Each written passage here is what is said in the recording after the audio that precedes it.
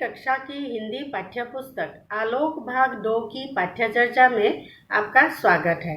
आज हम जिस पाठ की चर्चा करने जा रहे हैं वह है कवि हरिवंश राय बच्चन द्वारा रचित कविता जो बीत गई।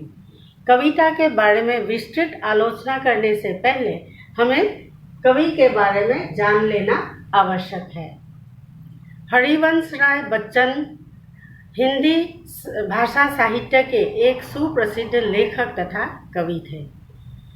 जीवन के मर्म को गहराई से समझने वाले हरिवंश राय श्रीवास्तव उर्फ बच्चन जी का जन्म 27 नवंबर 1907 को इलाहाबाद उत्तर प्रदेश में हुआ।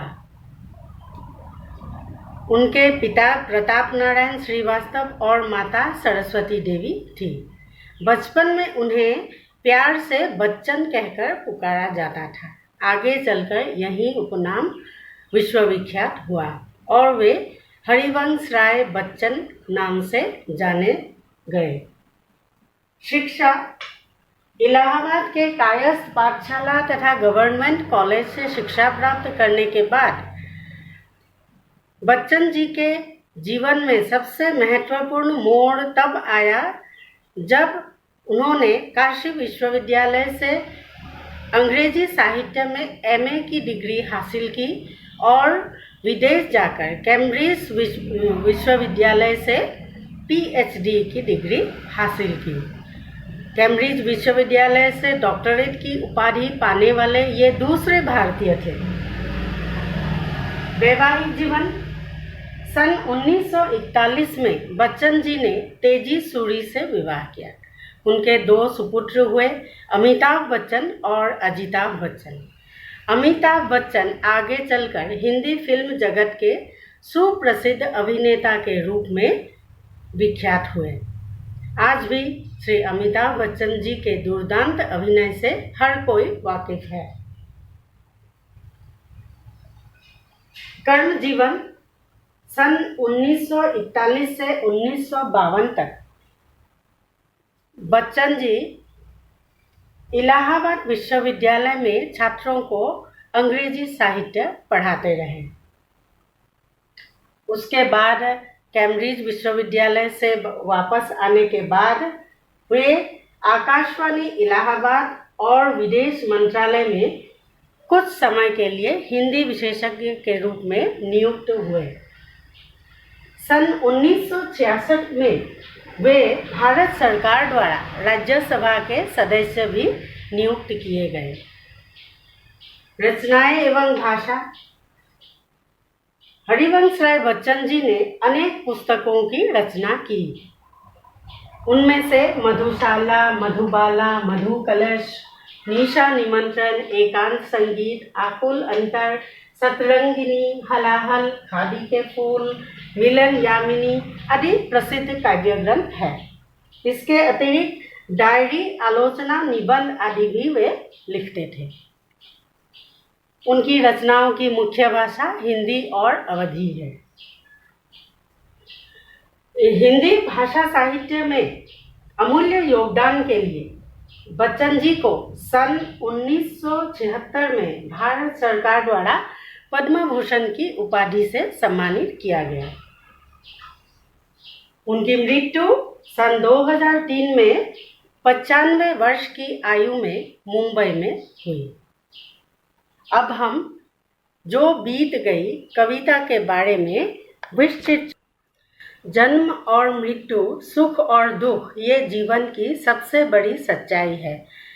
चाहे या अनचाहे हमें इसे स्वीकार करना ही पड़ता है। कवि हरिवंश राय बच्चन जी ने हमें इसी सच्चाई से अवगत कराने का प्रयास किया है। कवि ने प्रकृति के विभिन्न उपकरणों की सहायता से हमें इस सच्चाई का संदेश दिया है। जो बीत गई शीर्षक का अर्थ है जो हो चुका। जो बीत गई सो बात गई, अर्थात जो हो चुका है उसे जाने दो, उसके बारे में मत सोचो।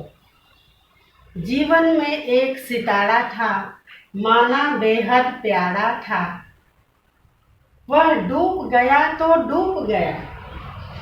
कवि का कहना है कि मनुष्य के जीवन में भी आकाश के तारों जैसा कोई अपना या कुछ प्रिय वस्तु खो जाए तो उसे दुखी रहकर अपने कर्तव्यों से मुंह मोड़ लेना उचित नहीं है, क्योंकि प्रत्येक प्राणी के जीवन में खोना, पाना, मिलना, बिछड़ना, जीवन मृत्यु एक चक्र की तरह ही चलता रहता है।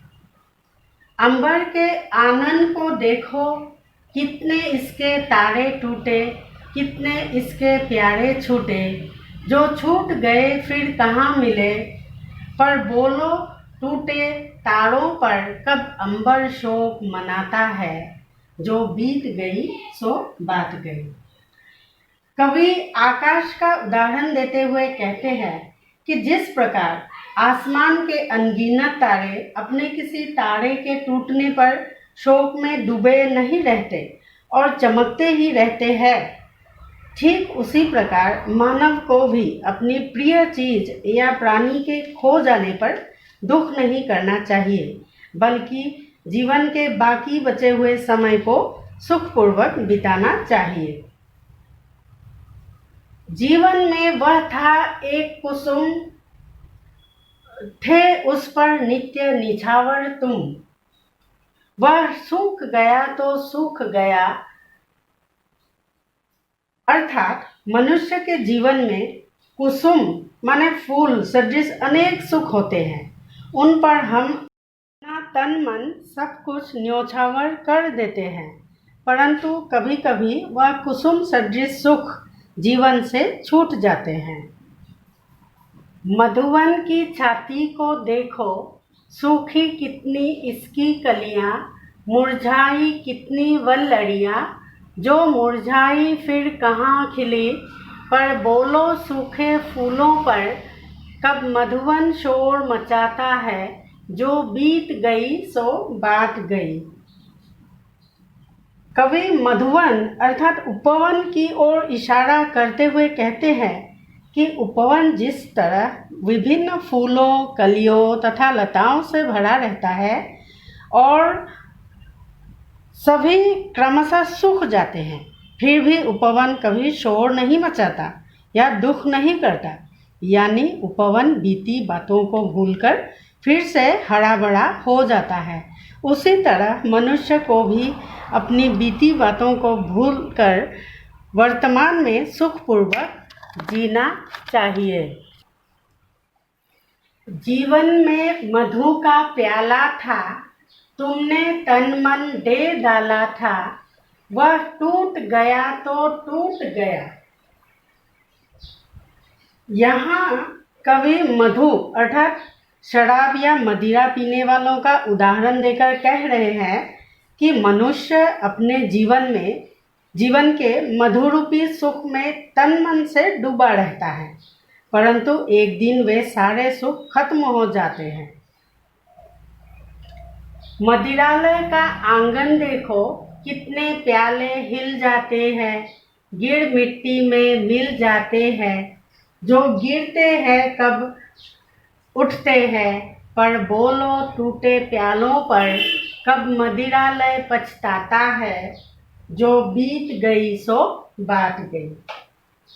कवि ने मदिरालय का आंगन दिखाते हुए कहा है कि जिस प्रकार मदिरालय के आंगन में अनेक प्याले हिलते हुए गिरते हैं और टूटकर मिट्टी में बिखर जाते हैं, फिर भी मदिरालय उन पर कभी दुख या पछतावा नहीं करता, उसी तरह मनुष्य को भी अपने बिखरे सुखों को समेटकर जीवन को रंगीन बनाना चाहिए। विदु मिट्टी के हैं बने हुए, मधुकर फूटा ही करते हैं, लघु जीवन लेकर आए हैं, प्याले टूटा ही करते हैं। फिर भी मदिरालय के अंदर मधु के घट है, मधु प्याले है। मधुघट अर्थात मदिरा का घड़ा या मदिरा रखने वाला जो पात्र होता है, वह कोमल मिट्टी से बना हुआ होता है, जिनका जीवन अनिश्चित होता है, इसलिए जमीन पर गिरने से वह टूट जाता है। कवि ने यहाँ मानव जीवन की तुलना मधुघट से की है। मिट्टी से बने मधु के घड़े जिस तरह कभी ना कभी टूटकर बिखर जाते हैं, उसी प्रकार हर प्राणी का जीवन नश्वर और क्षणभंगुर होता है। छोटे से इस जीवन रूपी घड़े को भी कभी ना कभी टूटना ही पड़ता है, यानी यह संसार छोड़ना पड़ता है। इसलिए इसका दुख करते रहना उचित नहीं है। जो मादकता के मारे हैं वे मधु लूटा ही करते हैं। अर्थात मधु यानी मदिरा की मादकता में डूबने की इच्छा रखने वाले कभी ना कभी किसी ना किसी तरह मदिरा प्राप्त कर ही लेता है। वह कच्चा पीने वाला है जिसकी ममता घट प्यालों पर, जो सच्चे मधु से जला हुआ कब रोता है चिल्लाता है, जो बीत गई सो बात गई। परंतु जो लोग अत्यधिक आवेश में डूबकर अपने होश ही खो बैठते हैं, वैसे लोगों को कवि ने कच्चा पीने वाले की संज्ञा दी है।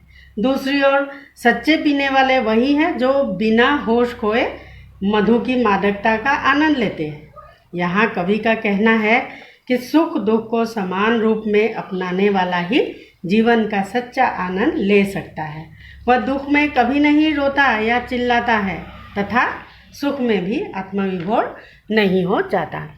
तो बच्चों, आप लोगों को बहुत सारी शुभकामनाओं के साथ मैं आज का पाठ यहीं पर समाप्त करती हूँ।